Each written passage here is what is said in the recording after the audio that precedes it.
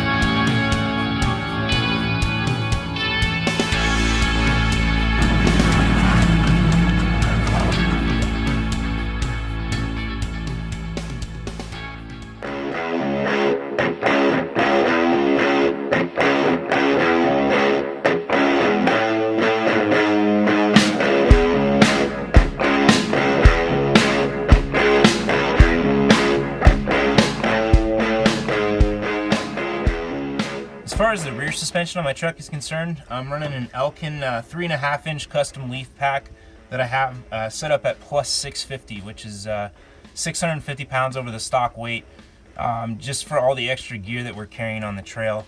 And that's coupled with the Xterra shackles, which gives me the extra lift that I need in the back with this setup I'm running. The shock absorber is a Bilstein 5125. Really happy with these shocks. Just put them through the ringer and they just hold up to everything we throw at them. In addition to that, I'm running a Xterra U-bolt flip kit, Xterra rear shock protectors, and also an ARB diff cover. Same thing about to say about this, it's a total workhorse.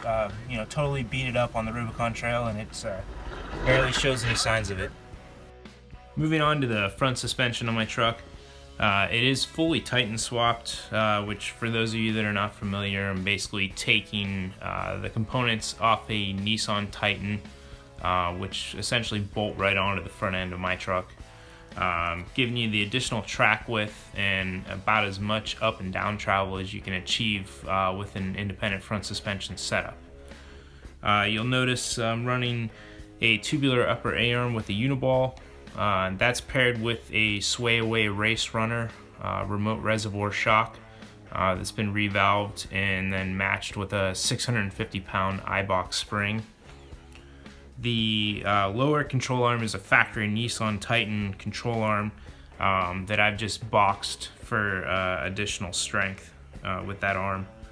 And then to top it off, I've also added a Heim steering setup on the front end. Now you'll also notice that I am not running sway bars on the front or rear of my vehicle, and I don't find there to be any issues with that. Everything's very stable on this truck, the way that I have the shocks valved and with the Alpine springs to the rear. I really don't notice the fact that there is not sway bars on the truck.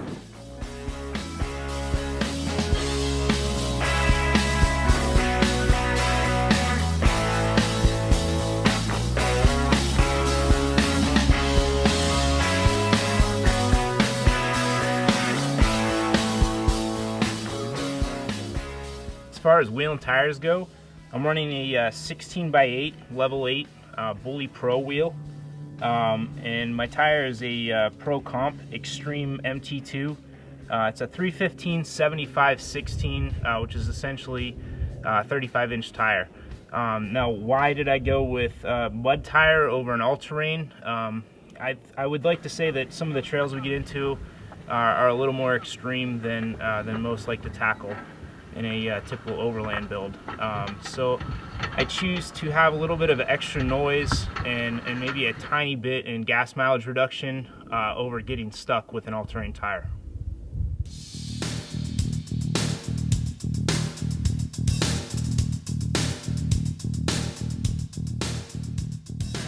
I'm going to take you through the armor on my truck, which is exclusively Hefty Fabworks.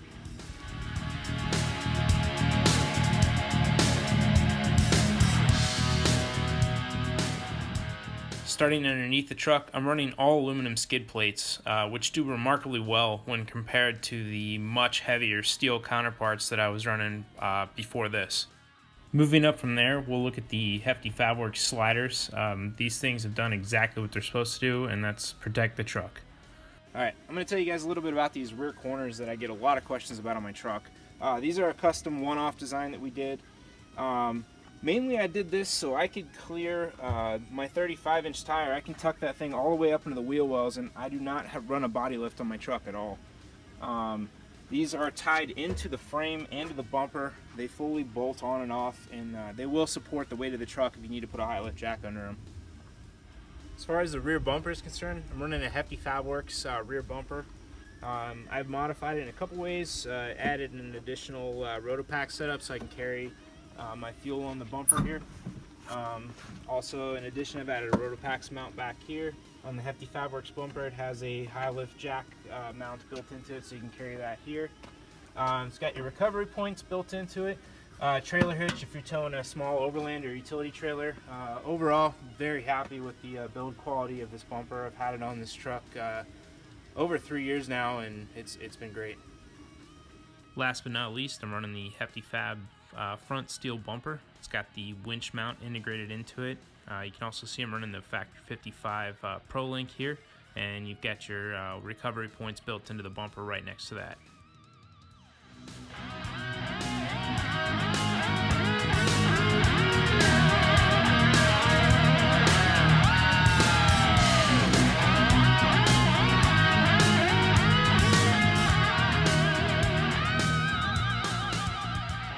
I'm going to take you through the interior build out of the rear of the truck that I've done. Alright, as far as efficient rear storage options go for the Xterra, there's not a whole lot out there commercially available, as fellow Xterra owners already know.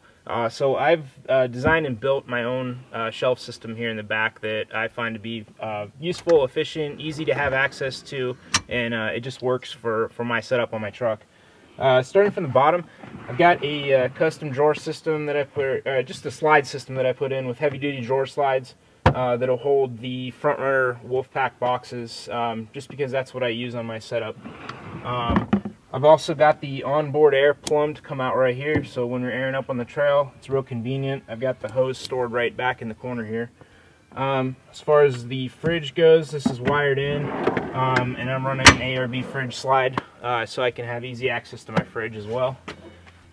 In addition to the rear storage I have back here, I've got the Heps Designs rear Mole panels, which fit into the windows in the back here and are real helpful for attaching Mole-based gear to.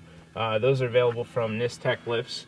Also running a Wrangler netting system here in the roof area, which is real helpful for bulky items like coats and bedding.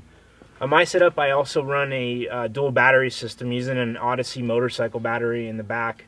While it may not be as powerful as some of the larger dual battery systems, I didn't have the area space under the hood, and I was able to conceal it in the back here, and it'll allow me to run my fridge if we're set up at base camp for a couple days, charge camera batteries, things along that line. And I found that setup that I made back here to be real convenient. And I'm using a National Luna dual battery setup on there under the hood to run that to the back. I've also installed just some very inexpensive LED lighting strips. These are available on Amazon super cheap.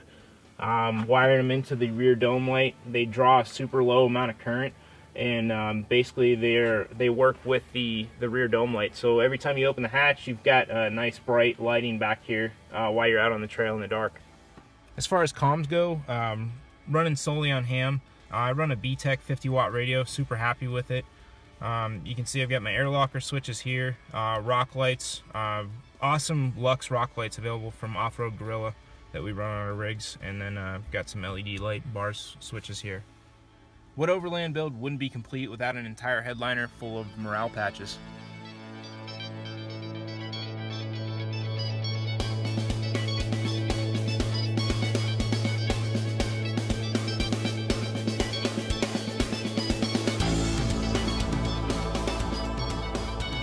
Now in the back of the vehicle, I'll get my trasharoo here for trash and trail storage. The Gobi ladder is not getting used as much as it used to with this current tent setup. The rack is a Gobi Stealth Series rack. And as we move along to the front of the vehicle here, you can see I've got a 40-inch Aurora LED bar mounted on top of the rack here. Now, moving up to the tent that I'm running, it's a CVT, Cascadia Vehicle Tents, Mount St. Helens hard shell tent.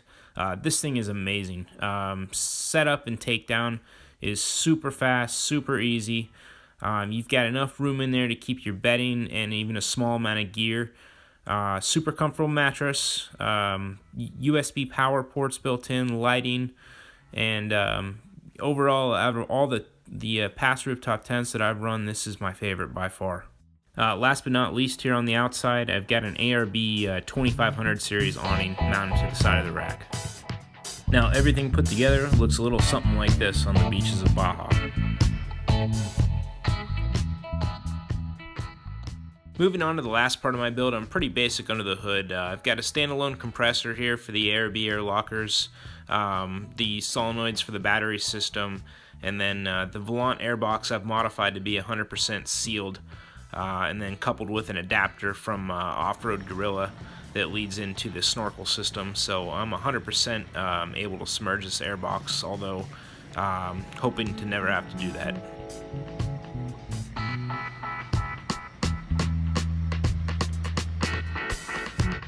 We appreciate you tuning in and watching our video. Hopefully you enjoyed it.